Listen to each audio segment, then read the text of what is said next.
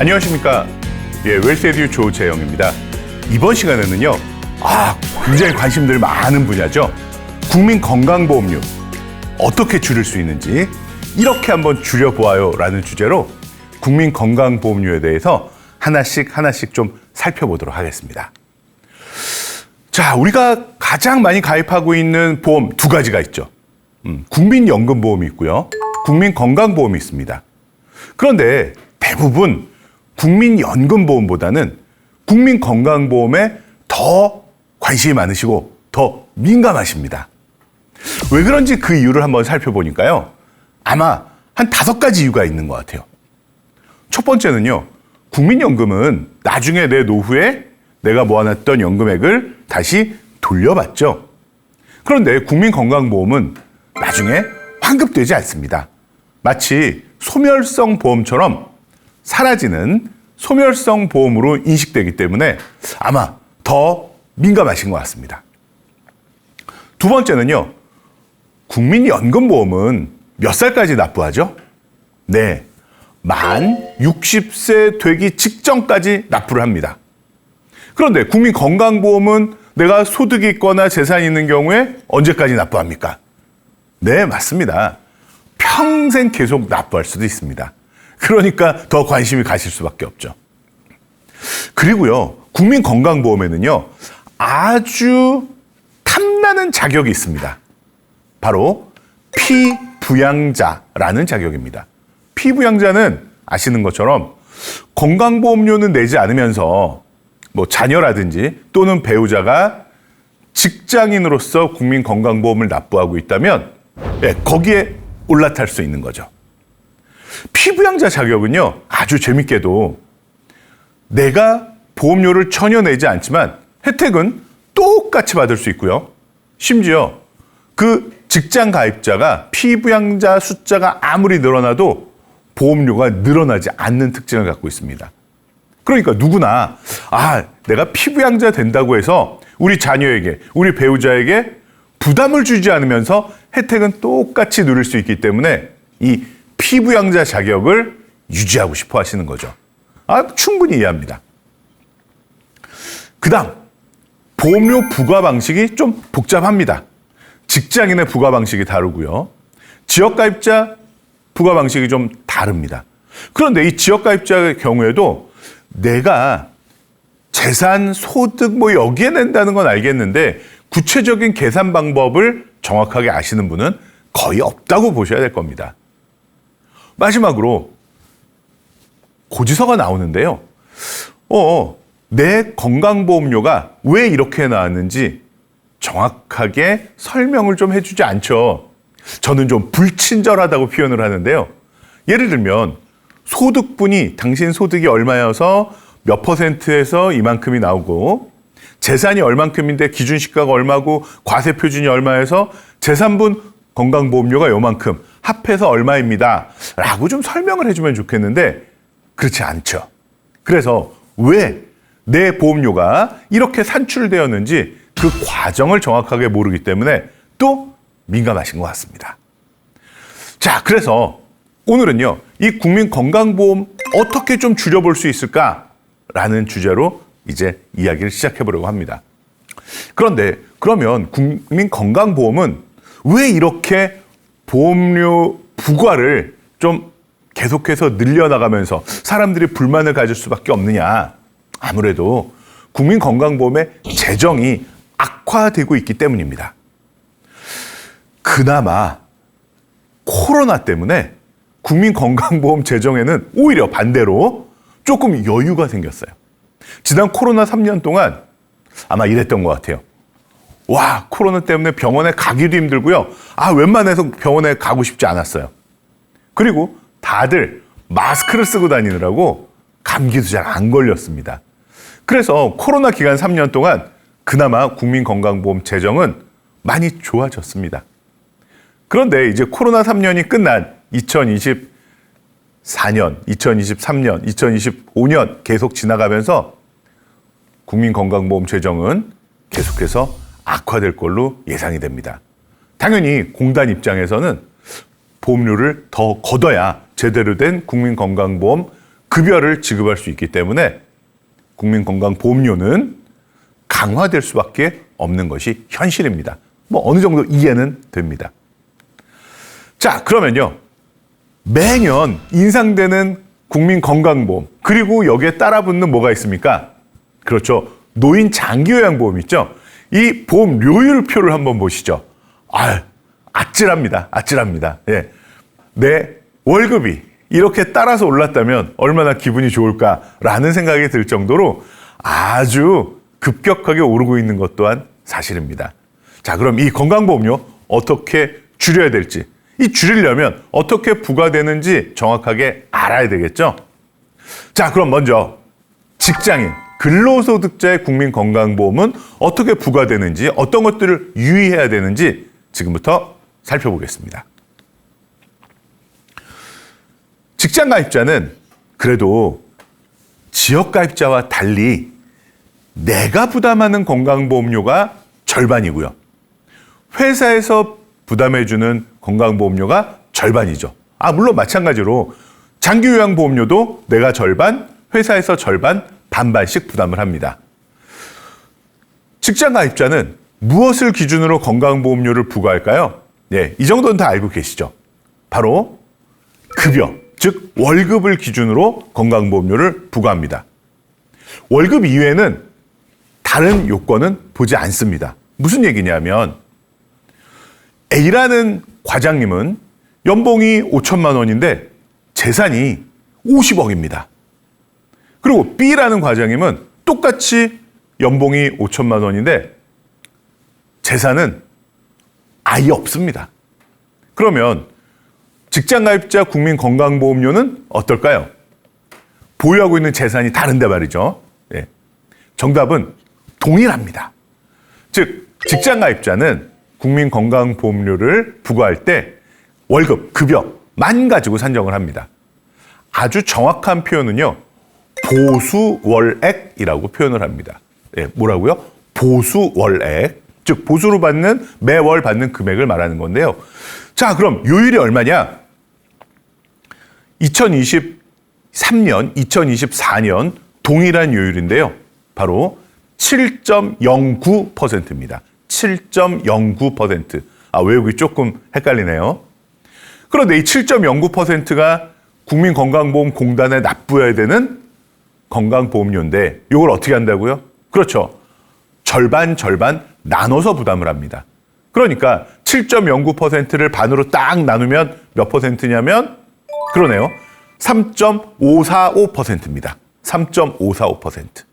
한번 내 급여 명세서를 한번 찬찬히 한번 들여다보십시오. 내 급여의 3.545%가 국민건강보험료라는 명목으로 차감이 되어 있을 겁니다. 그 동일한 금액만큼 역시 회사에서 부담을 해서 같은 합한 금액 7.09%를 국민건강보험공단에 납부를 하는 거죠. 이해되셨죠? 예. 그런데 그 바로 밑에 칸에 또 얼마를 차감한다고 써 있습니다. 그게 바로 노인장기요양보험료입니다. 노인장기요양보험료는 국민건강보험료 산출했죠, 아까. 여기에 12.95%를 추가적으로 부담합니다. 요거 계산해 보면 대략 내 보수 월액의 한 0.9% 정도 되거든요. 네. 그래서 국민건강보험료와 장기요양보험료를 합하면 대략 8%다라고 생각하시면 뭐 깔끔합니다. 몇 퍼센트라고요? 8%라고 보시면 됩니다. 자, 그러면 예시를 한번 들어보겠습니다. 내 급여가 월 500만 원입니다. 그러면 내 급여에서 얼마가 국민건강보험료로 떨어져 나가느냐, 차감되느냐, 뭐 그대로 계산하시면 됩니다. 월 500만 원을 보수 월액이라고 본다면 곱하기 7.09%, 요게 공단에 내야 되는 돈인데 내가 전부 부담하는 건 아니죠.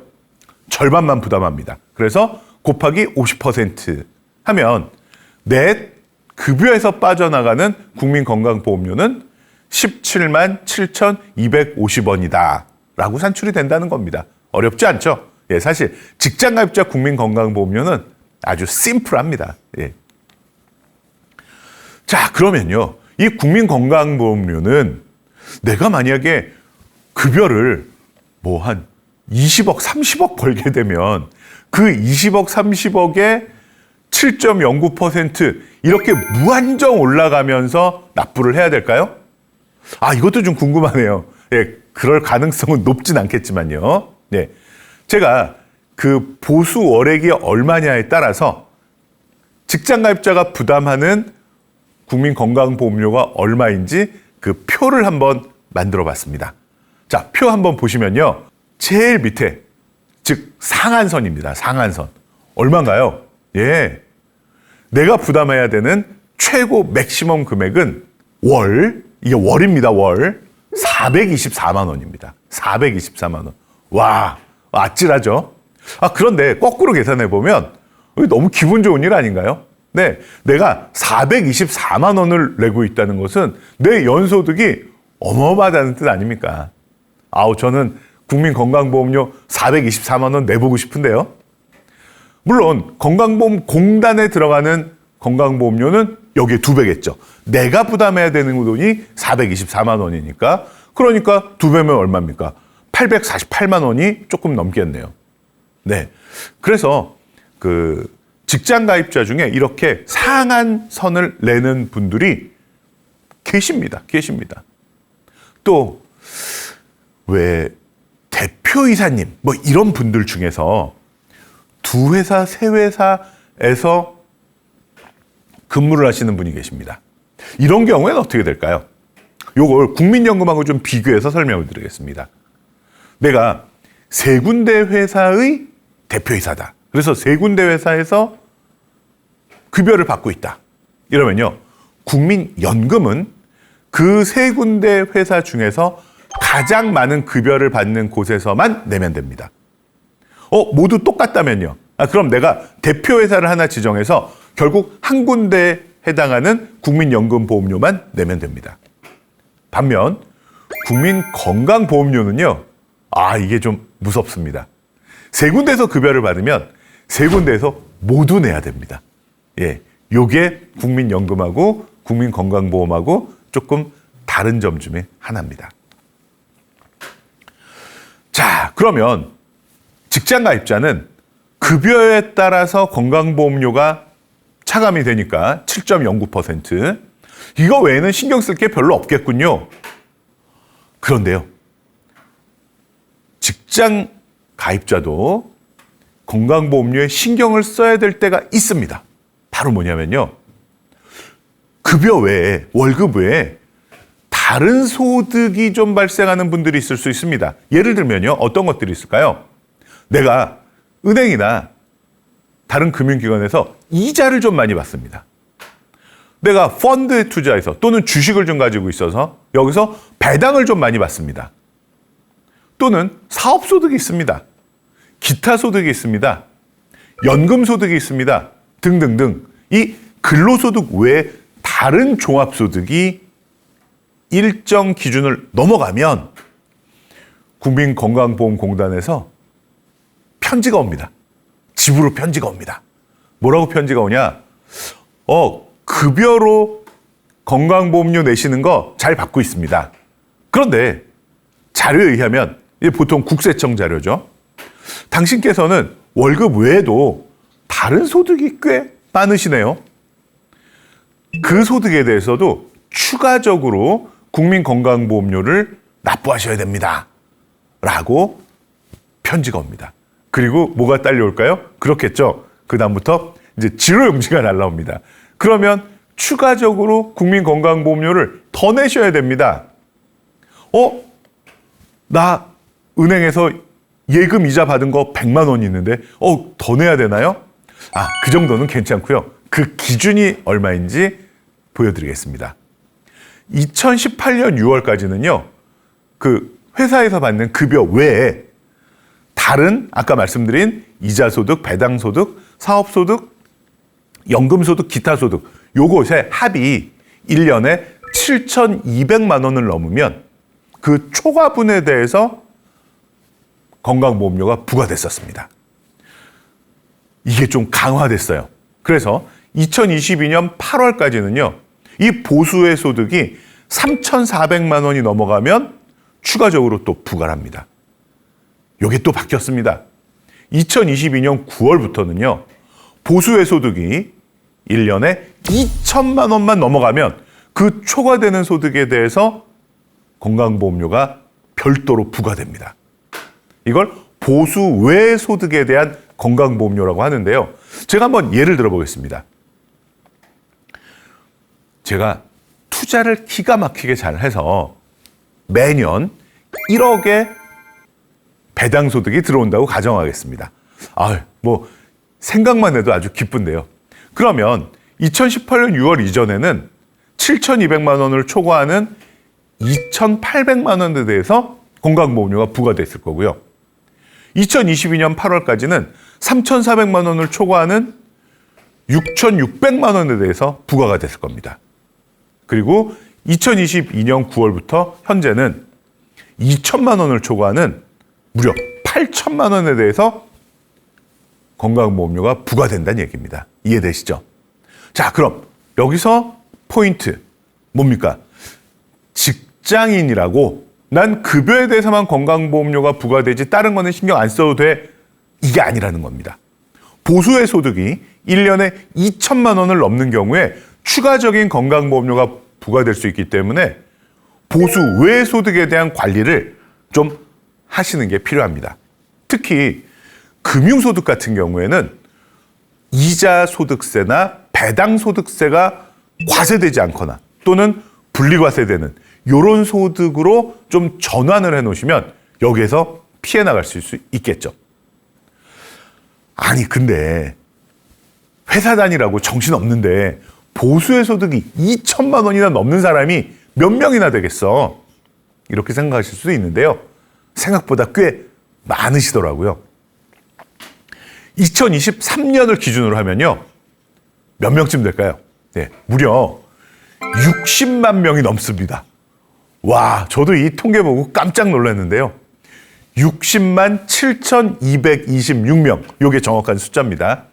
60만 명이 넘는 분이 급여 외에도 다른 소득이 1년에 2천만 원을 넘어서 추가적으로 건강보험료를 납부하셨습니다. 자, 그래서 일반적인 재직 중에 있는 근로소득자의 건강보험료에 대해서 살펴봤고요. 이번에는 직장 잘 다니시고 나서 퇴직하시는 분들이 신경 써야 될 부분을 좀 살펴보도록 하겠습니다. 바로 국민건강보험 임의 계속 가입이라는 제도입니다. 임의 계속 가입. 좀 생소한 용어죠? 자, 한번 설명드리겠습니다. 이런 질문들 굉장히 많이 듣습니다. 직장 최선을 다해서 열심히 다니신 후에 퇴직을 하게 됐습니다. 퇴직 후에 이제 직장 국민건강보험료 대상이 아니라 지역 국민건강보험료 대상으로 바뀌신 거죠. 그래서 지역가입자 건강보험료 고지서가 날라왔습니다. 아이고, 그런데 이 지역가입자로서의 국민건강보험료가 확 오른 겁니다. 아마도 재산이 좀 많으셨든지 아니면 퇴직 후에 소득이 좀 많이 발생하셨던지 둘 중에 하나일 겁니다. 본인도 알고 계시네요. 아마 제가 소득, 재산이 좀 있어서 그런가 봐요. 그러니까 퇴직하기 전에는 재산이 많아도 급여에 대해서만 내면 됐기 때문에 부담이 없었는데 이제 퇴직하고 나니 소득, 재산, 이 지역가입자 건강보험료가 대폭 오른 겁니다. 요거 좀 어떻게 줄일 수 있는 방법이 없을까요? 라는 겁니다. 자, 우리 복습 한번 해보죠. 직장가입자는 건강보험료 어떻게 납부했다고요? 그렇죠. 보수월액의 7.09%를 곱하고요. 여기에 절반 곱하면 내가 한 달에 내야 되는 직장 건보료가 산출이 됐었습니다. 그런데 지역가입자로 전환이 되면 이제 두 가지 팩터로 늘어납니다. 기본적으로 소득에 대해서 7.09%가 부과되는 것은 똑같습니다. 그러니까 직장 다닐 때도 소득에 대해서, 지역가입자도 소득에 대해서 요거는 똑같은데요. 지역가입자는 바로 재산분에 대한 국민건강보험료가 추가적으로 부과가 됩니다. 요건 표가 좀 복잡하긴 합니다. 일단 재산 보유 금액에 따라서 60등급으로 나누고요. 이 60등급에 따른 점수가 산출이 됩니다. 여기에 208.4원이라는 이 금액을 곱해서 제3분 국민건강보험료를 산출을 합니다. 아, 자동차분도 있지 않냐고요? 네, 자동차분도 2024년 1월까지 존재했었습니다. 그런데 2024년 2월부터 이 자동차분의 국민건강보험료는 폐지됐습니다. 즉, 아무리 비싼, 아무리 좋고 멋진 자동차를 소유하고 계셔도 국민건강보험료가 늘어나지는 않습니다. 2024년 2월분 건강보험료부터 빠졌습니다. 뭐 다행이네요. 자, 그래서 지역가입자 소득분 건강보험료는 소득의 7.09%를 곱합니다. 그런데 직장가입자와 달라진 점이 있네요. 뭡니까? 직장가입자는 절반 나눠서 부담을 했죠. 즉, 내가 부담하는 것이 3.545%. 그렇죠? 회사가 3.545% 이렇게 반반 나눠서 부담했다면 동일한 소득이 발생할 때 지역가입자는 스스로 100%를 다 부담해야 된다는 요게 가장 큰 차이점이죠. 이해되시죠? 이제 회사에서 더 이상 도와주지 않습니다. 그러니까 만약에 동일한 소득이라면 국민건강보험료는 2배로 올라가는 거죠. 여기에 플러스 지역가입자의 제3분 건강보험료가 역시 또 추가됩니다. 그런데 소득분에 비해서 그렇게 많지는 않습니다. 무슨 얘기냐면 우리 아까 살펴봤었죠. 소득분은 국민건강보험료 맥시멈이 424만 원이었습니다. 직장가입자는 내가 424, 회사가 424, 합해서 848만 원이었지만 이제 지역가입자 소득분은 424만 원이 한도입니다. 그런데 제3분은 그 한도가 그렇게 막 몇백만 원까지 가지는 않습니다. 내가 재산을 아무리 많이 보유했다고 해도 48만 7천 원? 요 정도가 제3분의 맥시멈입니다. 물론 뭐 이것도 적은 금액은 아닙니다만, 예. 그래서 제3분하고 소득분하고 합한 국민건강보험료를 이제 납부해야 된다는 거죠. 자, 제3분 국민건강보험료는 어떻게 산출이 되는지 잠깐 설명드리겠습니다. 내가 만약에 아파트를 가지고 있다. 한 30억짜리 아파트다. 그러면 뭐 공시가격이 한 25억 나왔다라고 가정하겠습니다. 그럼 그 25억이 공시가격이면 여기에 60%를 곱한 것이 재산세 과세 표준이 됩니다. 자, 여기를 많이 헷갈려 하시는데요. 제가 다시 한번 설명드리겠습니다. 우리가 보통 종합부동산세를 내거나 할 때 그 공시가격을 기준으로 합니다. 그런데 재산세 과세 표준은 또 다른 개념입니다. 즉, 지방세 기준이 되고요. 즉, 7월, 9월에 내는 재산세 기준이 되는 것이 재산세 과세 표준인데요. 현재 공시가격의 60% 수준에서 산출이 되고 있습니다. 그러니까 공시가격이 25억이면 재산세 과세 표준은 15억 원 정도입니다. 네, 60%니까요. 그러면 아까 기억하십니까? 제가 제3분 국민건강보험료가 몇 등급이라 그랬죠? 예, 60등급이라 그랬습니다. 그래서 지금 그 표를 다 보여드릴 수는 없지만 그 표를 국민건강보험 홈페이지에 가면 그 표가 나와 있습니다. 그 표를 따라서 딱 구분을 지어보면은 22등급으로 포함이 됩니다. 22등급은 몇 점이냐? 옆에 또 써 있습니다. 535점이 나오더라고요. 벌써 좀 어렵죠. 그래서 제가 처음에 말씀드린 거. 이 국민건강보험료는 내가 왜 이 금액이 나는지 산출하는 것이 정말 복잡하고 알기가 좀 어렵습니다. 예, 그래서 제가 샘플을 보여드리는 겁니다. 그러면 535점이 나왔으면 그래서 내 건강보험료는 얼마냐? 점수에 208.4원을 곱하는 겁니다. 요 208.4원이라는 것은 2023년, 2024년에는 208.4원이고요. 2025년에는 또 올라갈 수도 있겠네요. 이거는 매년 변동을 합니다. 그러면 535점에 208.4원을 곱하니까 얼마예요? 11만 494원이 나옵니다. 예. 그래서 내가 기준가격 또는 공시가격 25억 원짜리 아파트를 갖고 있으면 여기에서 부과되는 제3분 국민건강보험료는 대략 11만 1,500원가량 되는구나 라는 것을 산출할 수 있습니다. 그런데 이것을 내가 직접 산출하기에 쉽진 않으시죠. 예, 이해합니다. 그래서 이런 것들이 좀 궁금하신 분은 국민건강보험공단 홈페이지를 좀 자주 들어가 보시면 이런 표들은 정확하게 게시가 되어 있으니까 좀 조회를 하실 수가 있을 겁니다.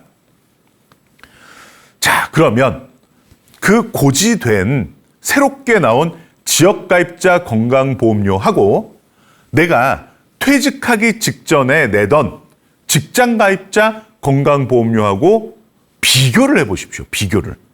그래서 직장가입자 때 내던 것보다 지역가입자로 바뀌니까 줄어들었어. 그러면 뭐 문제 없습니다. 그럼 줄어든 지역가입자 건강보험료를 납부하시면 됩니다. 줄어들었으니까 그나마 다행이다 라고 생각하시는 거죠. 그런데요, 직장가입자 때 내던 건강보험료보다 지역가입자 때 납부해야 할 지역가입자 건강보험료가 늘어났다면, 즉 내가 좀 소득이 좀 있거나 내가 좀 재산이 있어서 오히려 늘어났다면 이제 찬스를 쓰실 수 있습니다. 그 찬스가 뭐냐면 바로 임의 계속 가입입니다. 내가 퇴직을 해서 소득이 끊긴 것도 억울한데 건강보험료까지 늘어나면 나는 좀 속상하다, 힘들다. 이런 분들을 위해서 그러면 퇴직하기 직전에 내시던 그 건강보험료로 계속해서 내실 수 있게 해드릴게요 라는 제도가 바로 국민건강보험료 임의 계속 가입제도입니다. 뭐랑 비교한다고요? 퇴직한 후에 지역가입자로서의 건강보험료하고 퇴직하기 직전 12개월 동안 받은 평균 보수월액의 7.09% 곱하기 50%한 내가 납부하던 직장가입제 건강보험료하고 비교를 한다는 겁니다.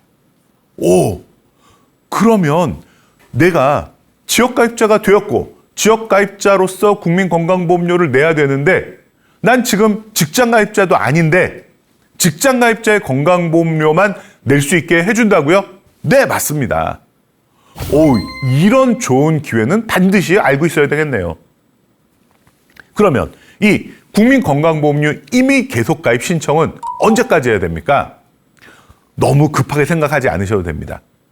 지역가입자가 되시면 그 지역가입자 국민건강보험료 고지서가 나올 겁니다.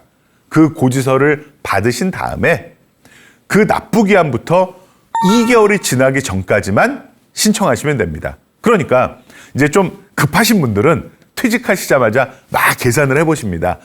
그럼 내가 다른 소득이 얼마가 있고 내가 재산이 얼마인데 그러면 내가 내던 것보다 많은가 적은가 막 고민하시면서 계산하시는데 내가 계산한 게 정확하지 않으실 수 있거든요.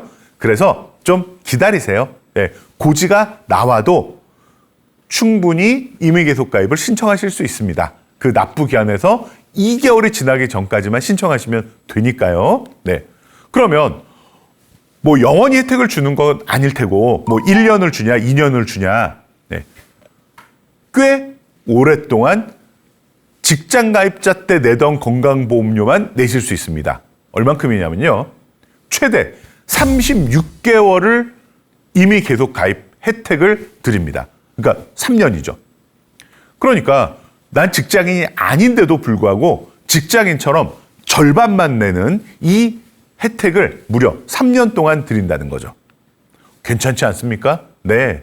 그래서 이 국민건강보험의 임의 계속 가입 제도는 반드시 염두에 두셔야 됩니다. 자, 정리하겠습니다.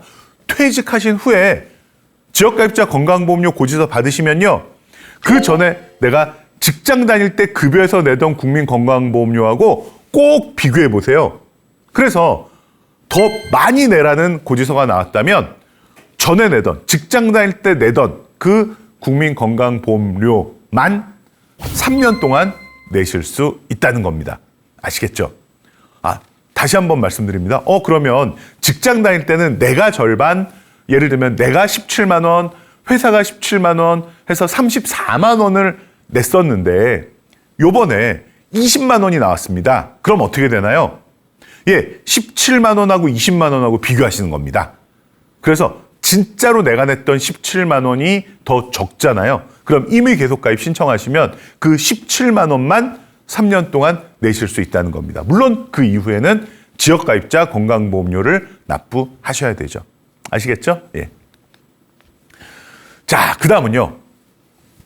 국민건강보험 피부양자 조건에 대해서 말씀드리겠습니다. 피부양자가 제일 좋다고 그랬죠? 왜? 건강보험료 내지 않고 혜택은 똑같이 받으니까요. 네. 그런데 국민건강보험공단 입장에서는 이 피부양자 숫자를 최소한으로 줄여나가는 게 목표 아니겠습니까? 재정이 부족하니까요. 그래서 이 피부양자 숫자가 지금 표에서 보시는 것처럼 계속해서 쭉쭉쭉 줄어들고 있습니다. 즉, 피부양자 요건이 까다로워지고 있다는 얘기죠. 자, 그러면 실제로 어떻게 까다로워지고 있는지 체크해 보도록 하겠습니다. 근로소득이나 사업소득이 있으면 직장가입자나 지역가입자가 되겠죠. 근데 이 두 가지가 없으면 어떤 소득이 남아있을까요? 종합소득 안에서는 이자소득, 배당소득, 그리고 연금소득, 기타소득 이렇게 네 가지가 남아있습니다. 그래서 이 요건이 2022년 9월 이후에는 이 네 가지 소득을 다 합해서 2천만 원이 넘어가면 1년에 2천만 원이 넘어가면 피부양자에서 탈락합니다. 피부양자가 될 수가 없습니다. 즉 따로 건강보험료를 납부해야 된다는 얘기죠. 그런데 이 2천만 원 요건이 까다롭다고 생각하실 수도 있지만 이것도 그 피부양자가 되고 싶어하는 분이 보유하고 있는 재산이 그 재산세 과세표준 기준으로 5억 4천만 원이 안 될 경우에만 해당되시는 겁니다. 즉 5억 4천만 원이 넘는다면 5억 4천만 원에서 9억 원 사이, 요거 재산세 과세표준이니까 60%를 곱한 가격입니다. 그러니까 기준시가 공시지가 기준으로 하면은 5억 4천이 기준시가 9억 해당되는 거고요. 기준시가 15억 원이 과세표준 9억 원에 해당됩니다. 요거 헷갈리시면 안 됩니다. 꽤 차이가 크니까요. 그런데 국민건강보험은 항상 재산세 과세표준이 기준입니다. 그래서 7월달, 9월달에 그 고지서 받으시잖아요. 그럼 그 고지서에 내가 보유하고 있는 그 부동산에 재산세 과세표준이 명확하게 이렇게 찍혀 있습니다. 그걸 기준으로 하시면 됩니다. 5억 4천만 원에서 9억 원 사이면요. 2천만 원도 아니고요. 1,000만 원만 넘어가면 피부양자가 안 됩니다. 불가능합니다. 그러면 9억 원이 넘어가면 어떻게 됩니까? 아예 안 됩니다. 소득이 하나도 없어도 재산세 과세표준이 9억 원, 그러니까 기준시가 기준으로는 15억 원이 넘는 부동산을 보유하고 계시면 피부양자가 아예 안 됩니다. 그래서 이걸 간단하게 제가 한번 표로 만들어 봤습니다. 그래서 1,000만 원 기준인 분이 계시고요. 2천만 원 기준인 분이 계시고요. 아예 소득은 따질 필요도 없이 그냥 피부양자는 안 돼 하는 재산세 과세표준 9억 원이 넘어가는 분들은 피부양자가 아예 불가능합니다. 그래서 이걸 기준으로 보시면 내가 소득을 얼마 이하로 관리해야, 특히 금융소득이 중요하겠죠. 관리해야 피부양자로 유지할 수 있겠다. 아니면 이번에 내가 금융소득이 2,200만 원이 돼서 탈락했는데 내가 2천만 원 이하로 줄이면 다시 피부양자가 될 수 있겠구나. 이런 전략을 세우시려면 정확한 나의 위치를 파악하고 계셔야 된다는 거죠. 이해되시죠? 좀 더 정확한 피부양자 자격 유지 조건은 제가 지금 화면으로 보여드립니다만 지금 보시면 얼른 눈에 안 들어오실 겁니다.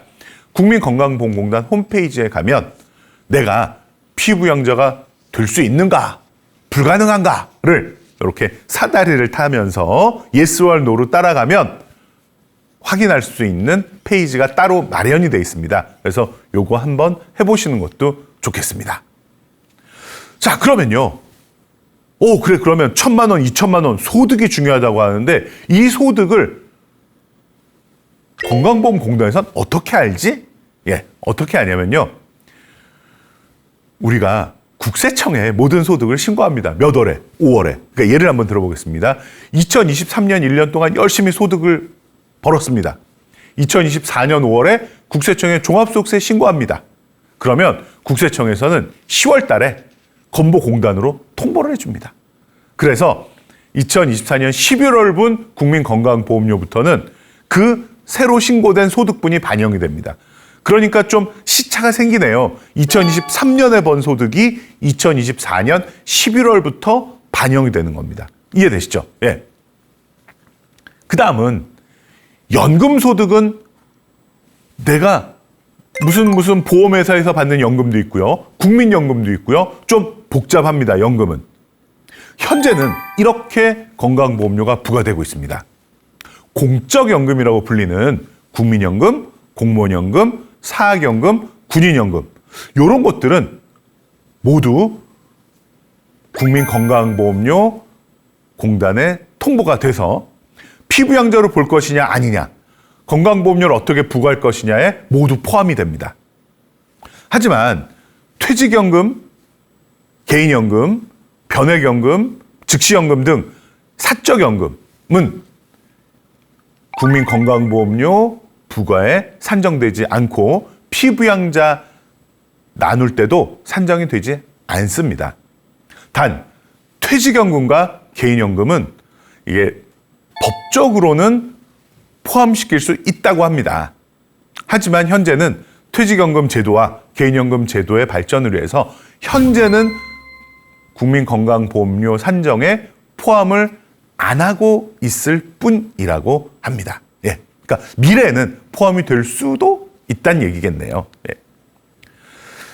이 공적연금은 소득에 반영된다 그랬잖아요. 요거는 조금 빨리 반영이 됩니다. 그래서 2023년에 공적연금을 수령하셨다면 요게 바로 2024년 2월부터 피부양자 조정에 바로 반영이 됩니다. 그래서 다른 종합소득보다, 왜냐면 다른 종합소득은 5월 달에 스스로 신고를 해야 되는 거고요. 이 공적연금은 연금을 지급한 곳에서 바로 국세청에 건강보험공단에 데이터를 넘기기 때문에 요거는 2월 달에 반영이 됩니다. 하지만 여기가 조금 헷갈리는데 한번 잘 들어보세요. 피부양자냐 아니냐, 이 피부양자 여부를 따질 때는 아까 말씀드린 공적연금 100%를 가지고 기준을 삼습니다. 그런데 포함이 된 분, 즉 피부양자에서 탈락해서 사업소득자로 포함이 된 분은 건강보험료 산정할 때 연금소득의 50%만 가지고 산정을 합니다. 물론 이 50% 비중은 앞으로는 늘어날 수도 있지 않을까 예상이 됩니다. 왜냐하면 2022년 8월까지는 30%만 반영했었거든요. 근데 이게 50%로 좀 상향 조정된 것이 있습니다. 자, 그럼 이제 어떻게 보면 제일 중요한 거죠. 국민건강보험료를 줄이기 위해서는 어떻게 될 것이냐. 자, 제일 먼저 제가 계속해서 말씀드렸던 겁니다. 금융소득을 줄이는 것이 우리가 활용할 수 있는 최고의 전략입니다. 왜냐하면 내가 국민건강보험료를 줄이려고 내 소득을 줄이는 것은 말이 안 되잖아요. 그러니까 소득은 벌고 여기에 해당하는 국민건강보험료는 납부해야 됩니다. 하지만 소득에서 소비하고 남은 여유자금을 운용하는 금융상품에서 이자소득, 배당소득이 나오는데 이것 때문에 추가적으로 건강보험료를 내는 것은 좀 억제할 수 있지 않겠느냐라는 겁니다. 그래서 비과세 상품들 그리고 분리과세 상품, 금융상품을 최대한 활용해 주시기 바랍니다. 그리고 금융소득의 만기 시점을 분산할 필요가 있습니다. 예를 들면 ELS 같은 상품이 3년치 소득이 한꺼번에 반영되는 특징을 가지고 있습니다. 또는 3년 만기 정기예금 이런 것들 역시 3년 시점에 한꺼번에 소득이 모아져서 과세가 됩니다. 그래서 금융소득은 연간 단위로 분산하는 것이 제일 좋겠죠. 그 다음 명의분산도 필요합니다. 배우자 같은 경우에 증여를 통해서 명의분산을 얼마까지 할 수 있습니까? 그렇죠. 6억 원까지 할 수 있습니다. 배우자 징여공제가 6억 원이니까요. 그래서 제일 좋은 방법은 배우자와 나와 소득을 정확하게 반반 나누는 것이 가장 유리하겠죠. 마지막으로 연금 소득을 관리하는 겁니다. 물론 아까 설명드린 국민연금, 공무원연금, 사학연금, 군인연금 같은 경우에는 공적연금이라서 내가 컨트롤할 수 있는 부분이 많지는 않습니다. 예를 들면 국민연금 같은 경우에 조기 노령연금을 신청해서 연금액을 줄이는 요 정도 외에는 다른 방법은 없습니다. 하지만 보험회사 등에서 받는 연금, 이런 비적격 연금을 활용하시면 이 비적격 연금, 즉 세액공제 혜택을 받지 않는 연금을 활용하면 여기에는 국민건강보험료 대상이 아니기 때문에 조금 더 편안하게 연금을 수령하실 수 있을 겁니다. 이 전략들은 일반적으로 쭉 활용하실 수 있는 전략이고요. 제도적으로 건강보험료를 조금 줄여주는 제도도 있습니다. 소득 요건으로, 재산 요건은 안 되고요. 소득 요건으로 피부양자 자격을 잃으셨다. 그러면 4년 동안 계단식으로 국민건강보험료를 좀 감면을 해줍니다.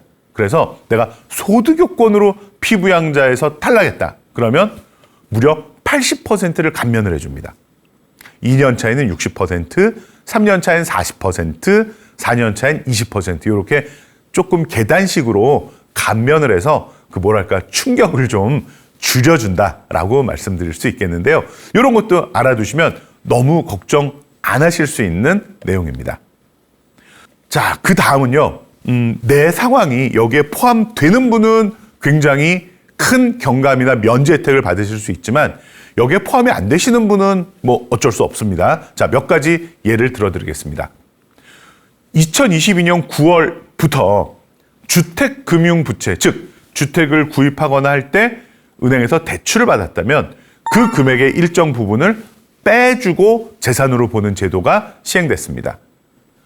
또 55세 이상 여자 단독세대, 65세 이상 노인세대, 70세 이상 노인세대는 국민건강보험료를 경감해 줍니다. 단, 이 경우는요, 재산이 충분하신 분은 좀 경감해 드리기가 쉽지 않겠죠. 그래서 과세표준, 재산세 과세표준, 아까 말씀드린 1억 3,500만 원 이하이신 분들만 해당이 됩니다. 그리고 이외에도 농업인, 농어촌 거주자, 한부모 가족, 또 장애인 상이자, 만성질환자, 사업장 화재, 부도 또는 재산 경매 압류 이런 좀 어려운 상황에 빠지신 분들은 국민건강보험료를 일부 감면해주는 제도도 있고요.